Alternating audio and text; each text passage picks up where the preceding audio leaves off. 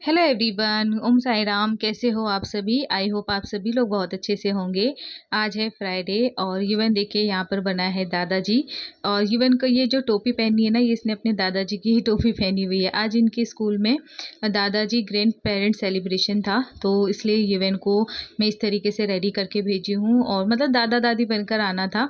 और white colour का उनको ना दाढ़ी भी लगानी थी। मैं तो कह भी रही थी मैं बना देती हूँ, लेकिन पता नहीं राजेश ने मना कर दिया। उन्होंने बोला रहने दो।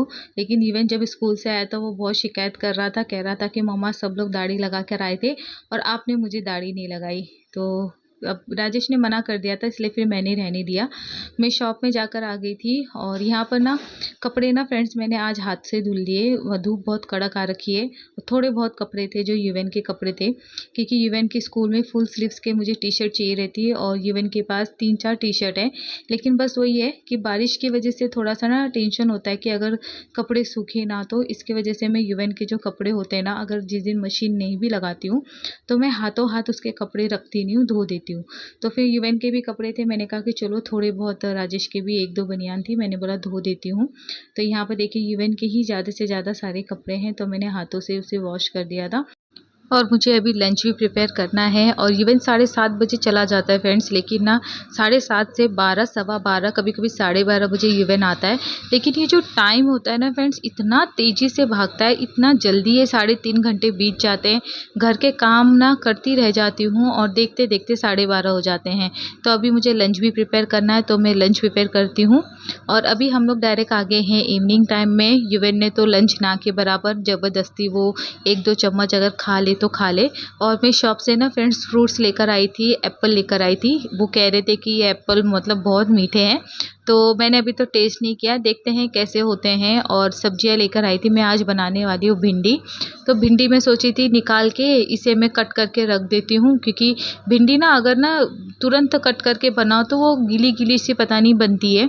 तो मैं सोचती हूँ कि पहले कट करके रख दूँ। और जैसे मैं भिंडी कट करने जा रही थी, इवन अभी जस्ट सो के उठा है, तो उसने लंच नहीं करता ना फ्रेंड्स, उसे फिर भूख लग जाती। तो उसने कहा कि मम्मा मेरे लिए पराठे बना दो।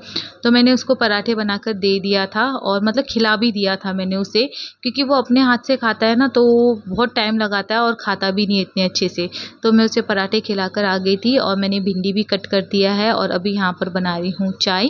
तो यूवन ऐसे ही होता है फ्रेंड्स, अगर यूवन जगह होता है ना तो चाय उसे देनी ही पड़ती है। नहीं तो मैं क्या करती हूँ, ज़्यादातर ऐसा होता है कि यूवन जब सोता है तभी चाय पी लेती हूँ। लेकिन आज वो ना थोड़ा जल्दी उठ गया और कड़क धूप हो रखी थी, तो बहुत ही पसीना हो रहा था, तो मन नहीं कर रहा था चाय पीने का।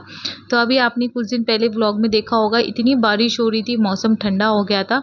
तो ये पता नहीं फ्रेंड्स, अचानक अचानक से ना मौसम ऐसा हो जा रहा है, उसकी वजह से डर भी लग रहा है कि तबीयत ख़राब ना हो जाए। तो अभी इवनिंग के टाइम में मम्मी यहाँ पे छोटे बाबू को वॉक कराते कराते यहाँ पर आ गई थी। ज़्यादा देर नहीं बैठी थी मम्मी, थोड़े टाइम बैठी थी। तो यहाँ पे थोड़ी सी गपशप कर रहे हैं हम लोग। और ये देखिए ये रियांश है, तो ये मतलब ना शांत है फ्रेंड्स, इतना ना मतलब एक जगह बैठा दो और एक जगह खेलता रहता है। इसके हाथ में मम्मी ने वो कुछ क्रैक्स का पैकेट पकड़ा दिया, तो वही बैठ के खा रहा है। और यूवन के लिए भी मम्मी लाई थी, तो यूवन ने खा लिया। और यहाँ पे देखिए यूवन ने ना ये कुर्ता जो है ना, कुर्ता पैजामा, ये मेरी मम्मी ने यूवन को लास्ट ईयर में ना, मतलब यूवन को बर्थडे में ही गिफ्ट किया था। तो पैजामा तो इसने उतार दिया, लेकिन ये कुर्ता शायद इसे बहुत पसंद आ रहा था। ये कह रहा था कि मम्मा मैं कुर्ता नहीं उतारूंगा। तो मैंने चाय चढ़ा रखी थी ना मम्मी के लिए, तो वही यूवन बता रहा है कि मम्मा आपकी चाय ना उबल गई है। तो देखिए यहाँ पर ये यूवन देख रहा है, यूवन ना देखता रहता है। वो मतलब बच्चों को ना ही हाथ लगाता है ज़्यादा, मतलब वो मतलब दूर से ही खिलाता है बच्चों को।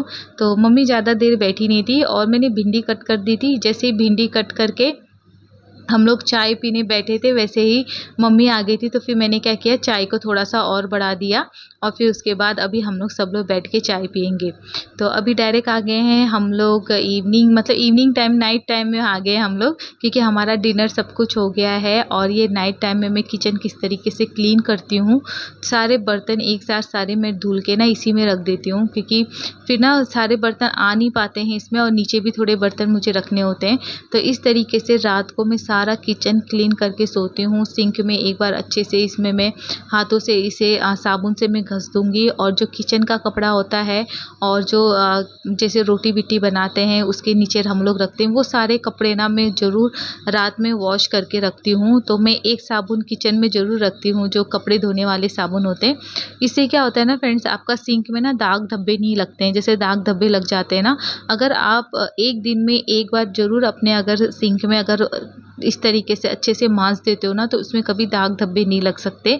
जैसे होता है ना किसी-किसी के सिंक में बोलते हैं बहुत ज़्यादा दाग धब्बे लगे, ये निकल नहीं रहे हैं, फिर विनेगर लगाना पड़ता है, ये सब लगाना पड़ता है। अगर हम लोग रोज़ इसको घसेंगे तो इससे वो नौबत ही नहीं आएगी। तो ये होता है जिस चीज़ की हम लोग हमेशा केयर करते हैं, वो चीज़ की मतलब कभी भी इंसान हो चाहे सामान हो कुछ भी हो, सबकी बात एक ही होती है। अगर हम लोग साफ-सफाई रोज़ करेंगे तो एक दिन हमें उतना बर्डन नहीं पड़ता है, और अगर एक ही दिन हम सारा सब कुछ करने देंगे तो उसमें बहुत ज़्यादा मेहनत लग जाती है। तो इस तरीके से देखिए बर्तन धुलती रहती हूँ, फिर भी कितने सारे बर्तन निकल गए हैं। और अभी मुझे मॉर्निंग के लिए भी तैयारी करनी है। मॉर्निंग में क्या बनाऊँगी सोचूँगी। अगर आलू-बिलू के कुछ पराठे-वराठे बनाने हैं तो वो मुझे अभी ही बॉयल करके रखने पड़ेंगे। और अभी कमरा का बहुत मैस हो रखा है, उसको भी जाके मुझे अभी क्लीन करना है, क्योंकि युवन ना सारे खिलौने फैला रखा है उसने, तो थोड़ा बहुत तो वो साफ़ कर देता है, लेकिन अभी मुझे वो सब भी करना है। तो ऐसा ही होता है, किचन से निपटती हूँ, फिर बाद में कमरे में देखिए सब सामान वैसे ही फैला हुआ है, तो वो सब भी मुझे करना है। और वही है, राजेश और युवन शाम के टाइम मम्मी के कमरे में बैठे रहते हैं। तो चलिए मेरा काम तो चलता ही रहेगा, और आज का व्लॉग यहीं पे एंड करती हूँ। होपफुली पसंद आया होगा आप लोगों को। Take care, bye bye.